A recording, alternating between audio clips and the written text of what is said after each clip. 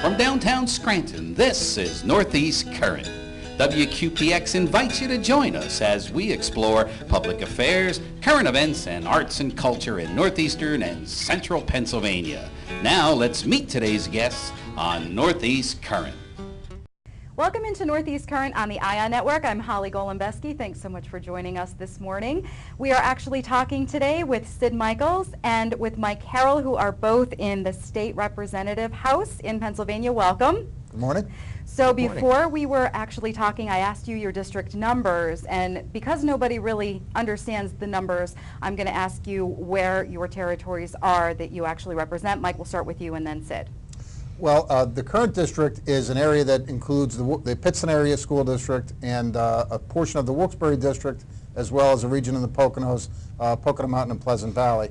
And as Sid will outline, those districts will change as a result of the redistricting and a Supreme Court decision that moves my district to Lackawanna County that encompasses the North Pocono School District, which I'm very excited about. So for me in the future, it'll be North Pocono, Pittston area, and Wilkes-Barre school districts. Okay. And for myself right now, presently, I'm in 4 counties, from Pittston Township all the way up to Forest City, and including Forest City, and then all the way out to Factoryville, and if you come in the other direction, all the way out to Springbrook.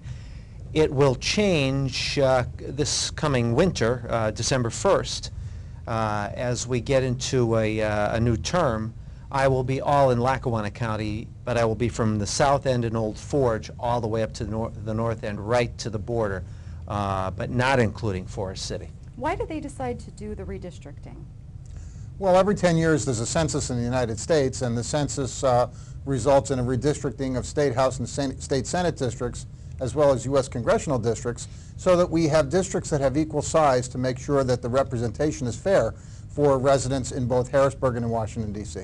A lot of people don't realize that. Right, and geographically, it depends a lot. We all have approximately 64 to 65,000 constituents. So the population is taken into consideration there too. Now, I wanted to ask you about your backgrounds, your family, and if you ever thought you would be involved in politics. I know Sid is a former sports broadcaster, and Mike, you want to talk about what you did before you were representative? Well, for me, it's not a giant leap. I served as a staff person for many, many years, starting with Congressman Kavulich and then Governor Casey, and then Senator Udicek, who at the time was in the State House. And so for me, I've served a long career as a staff person. And when former Representative Tom Tighe from Pittston announced his retirement, I was lucky enough to be selected and elected in the district to serve as a state house member, and that occurred in 2006, and I've been proudly doing it ever since. And my career has my whole professional career has been the 3 things you never argue about: sports, religion, and politics. I started out as in radio and became a sportscaster. When I moved into television in 1981, worked at WBRE for 18 years, then went to St. Anne's Basilica in Scranton and ran St. Anne's Media for 3 years, went back to television to WYOU for 3 years, and then they were making some changes, so I left and got a job with the Senate Communications Office, State Senate Communications Office. And I was there 4 years when Jim Wanzak decided to give up his seat in the House and run for Senate. And I ran for the vacant seat, and I was fortunate enough to win, and I'm now in my 3rd term. Mike, what was your platform when you ran? What were you focused on? Well, generally speaking, in northeastern Pennsylvania, it's always important to focus on economic development and job creation. But for me, it was an effort to try and be an advocate and a partner for the betterment of the communities that I represent. You know, we have wonderful leaders in the communities that I represent, in Greater Pittston and in other areas, and the responsibility of a state representative is to be that partner for those folks in Harrisburg, so to ensure that the communities are fairly represented and have access to the programs that the Commonwealth provides in the areas of economic development.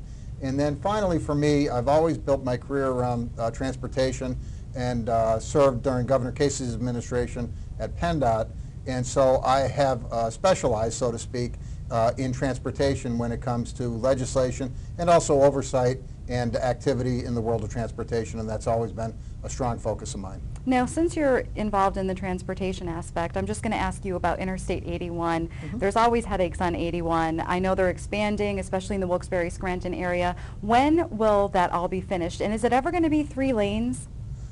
Well, there were 2 questions there that are complex. We have a series of projects underway on the 81 corridor now in an effort to try and enhance capacity. Draw your attention to the major project at the Scranton-Wilkes-Barre Airport in my area in Greater Pittston that will significantly realign I-81 and provide far better access for the commuters and those folks that travel on that section of 81. Generally speaking, with respect to the balance of 81 in the Luzerne-Lackawanna corridor, there are very significant steps that can be taken in the short term with respect to the additional traffic capacity that you're describing. We,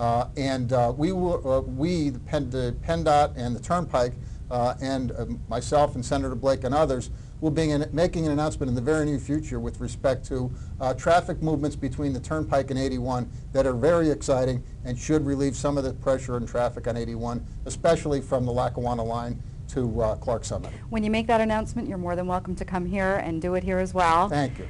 And Sid, what was your platform when you ran?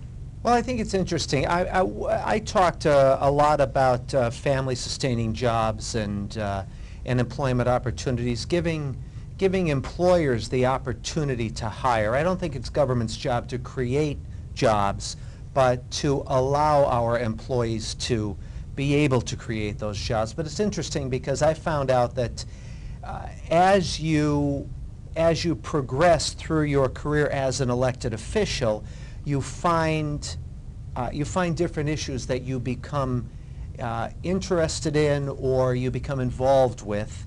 And for me, it was through the committees that I was appointed to.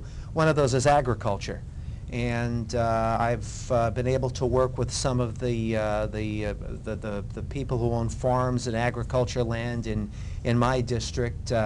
And that's one of the things that I've become interested in and become an advocate for which I've become an advocate.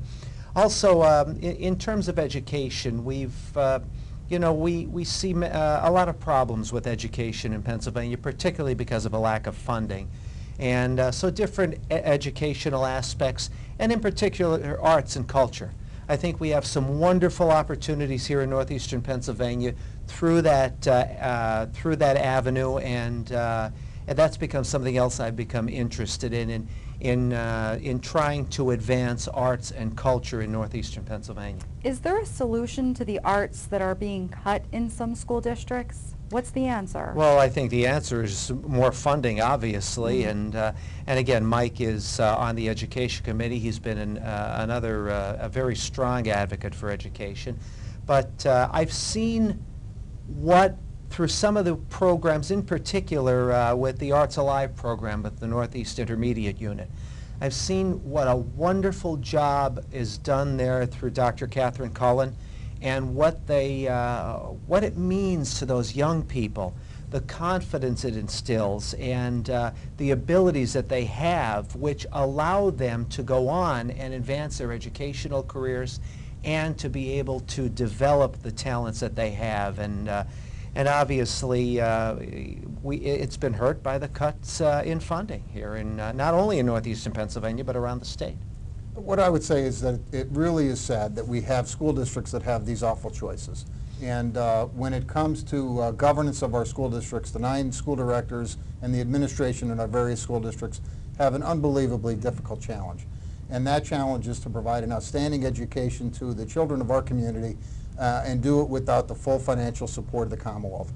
And it really is incumbent upon the General Assembly and the administration, working with the Department of Education, to find a solution to the significant funding problem that exists for every single school district in northeastern Pennsylvania.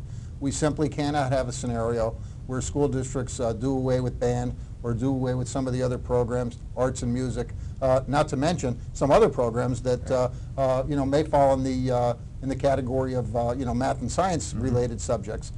We really do need a better partner from the Commonwealth to make sure our districts can operate fully and efficiently. What do you think the state of education will be? Do you see it getting any better than what it is?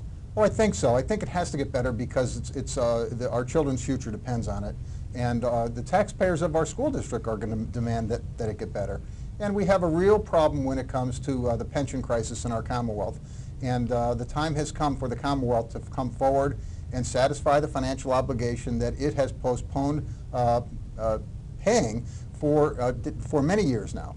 And so the reality is that the Commonwealth of Pennsylvania, along with the employers throughout the state that are the school districts in this case, have to have a financial solution. And really the burden falls on the Commonwealth because the school districts have done their part and the Commonwealth has postponed its obligation. So the time has come for the Commonwealth to step forward with the finances necessary to solve the pension problem, which then will allow the districts to free up some of their employer contribution to go toward educational programs.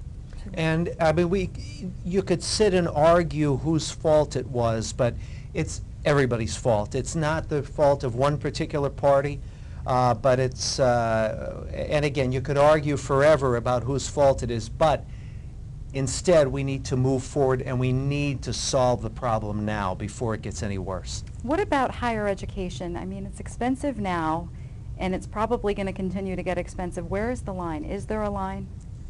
Well, then the line is there are a series of lines in the budget of the Commonwealth related to higher ed, just as there are for basic ed.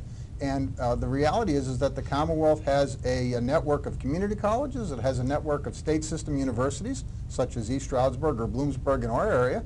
And it has our state-related universities, which are Penn State, Pitt, and Temple.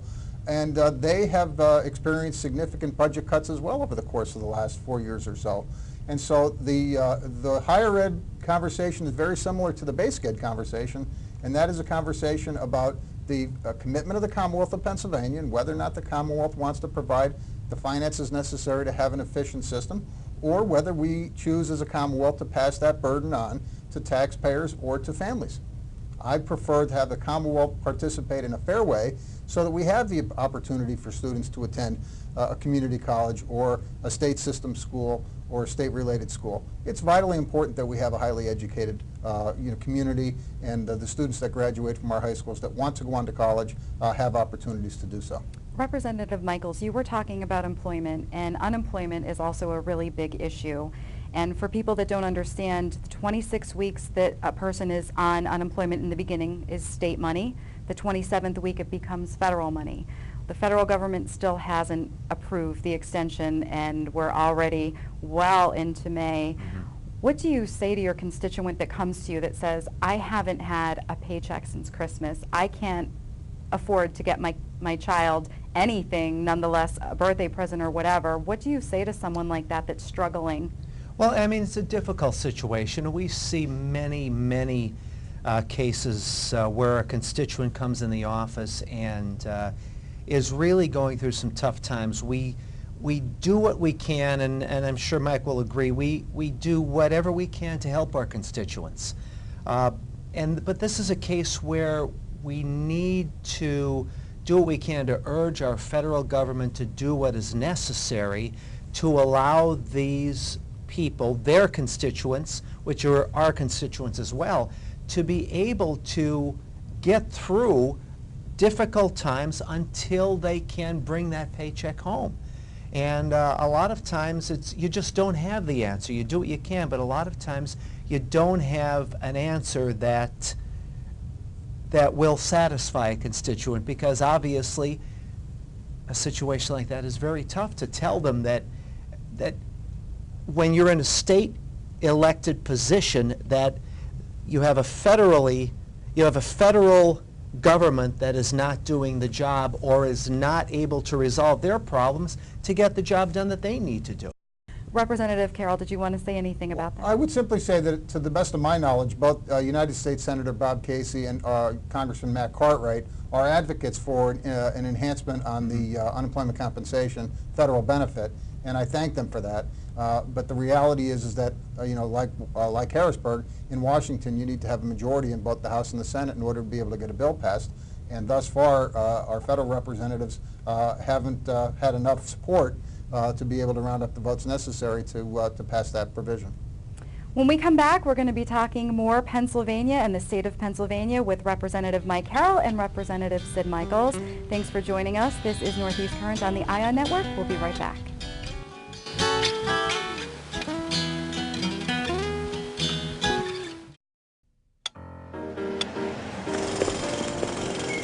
When you live a busy life like I do, every moment counts. When I was diagnosed with asthma, I was afraid my career might skip a beat. Nearly 25 million Americans suffer from asthma. We're not alone. Great session, Kristen. Thank you. That's why I count on my rescue inhaler with a dose counter. It keeps track of the number of doses I have left, so I can count on my asthma medication when I need it the most. Keep your own count. Visit knowyourcount.com to learn more. When I'm older, I want to be a singer. That's my goal. An organizer of like do-gooders. A media mogul. Just rule the world. When I'm older, I want to be anything but the one that doesn't fit in, the one that people don't love. Everyone deserves a dream. Everyone. But some of us feel depressed, anxious, angry, and do things that others think aren't normal. If that's you, say something. People will listen. Add your voice at oktotalk.org. People think I'm trash, but they're wrong. Today I'm just an aluminum can, but one day I could be a stadium.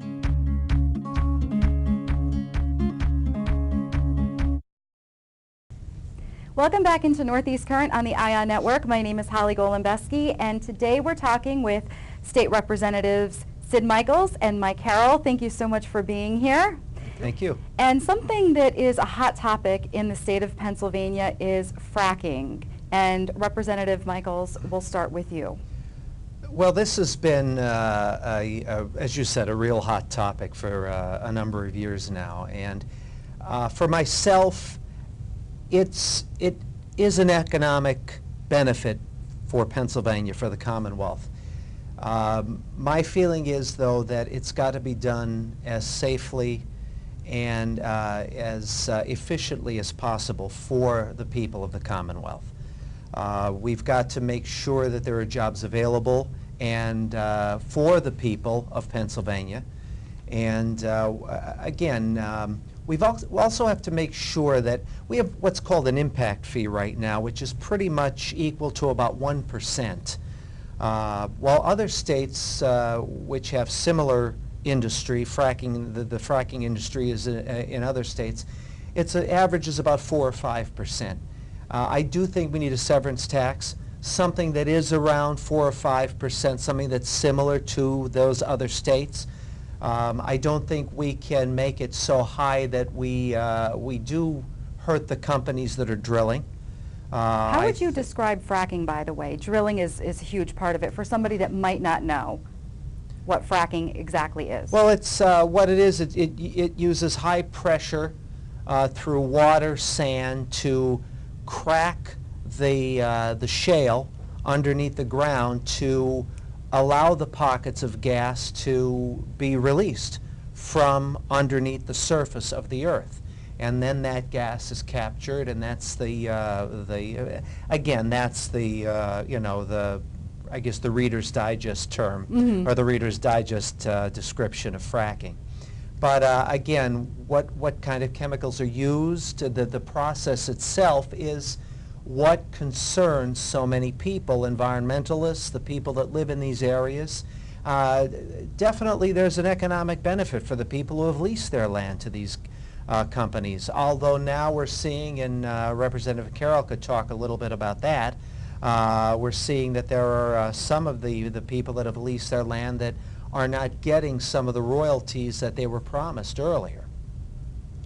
Well, I'll open the door on the royalty question. It really is complicated, but I will simply say that the 12.5% minimum royalty that most people that executed a lease expected has been compromised by at least one, and if not a handful, of drilling companies, and really has set in motion a conversation that is unfortunate, because the expectation that most folks had that executed a lease was that they would at least get a 12.5% minimum royalty, which was embedded in Pennsylvania law.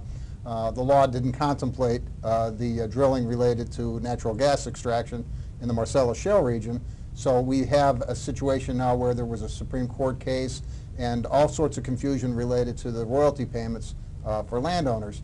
But the broader question of fracking and natural gas extraction, for me, I'm reminded of the Lackawanna River in Old Forge. I represent Duryea Borough, and Sid represents Old Forge, and the Orange, the river, as you know, in Duryea is an Orange River, and that is the remnant of the anthracite coal extraction that we experienced in our region for decades and decades. And I think it's incumbent upon all of us in government and in the world of natural gas to make sure that we take every step possible to ensure that that sort of thing never happens again. We simply can't have a scenario where we have orange rivers, abandoned mines, reclamation piles, mine fires like we experienced in Lackawanna County, and mine subsidences like we experience in Pittston area. We have to make sure that this extraction is done properly, and I fully agree with Sid that an extraction tax on the Marcellus Shale would go a long way to solving some of the other financial problems that we touched on earlier, especially in the world of education, primarily public education in our 500 school districts. And Holly, one thing that Representative Carroll mentions, that was what happened in my neighborhood in Taylor, where I was born and raised. The entire neighborhood was wiped out because of the mine subsidence, because of, due to that, due to the extraction of coal.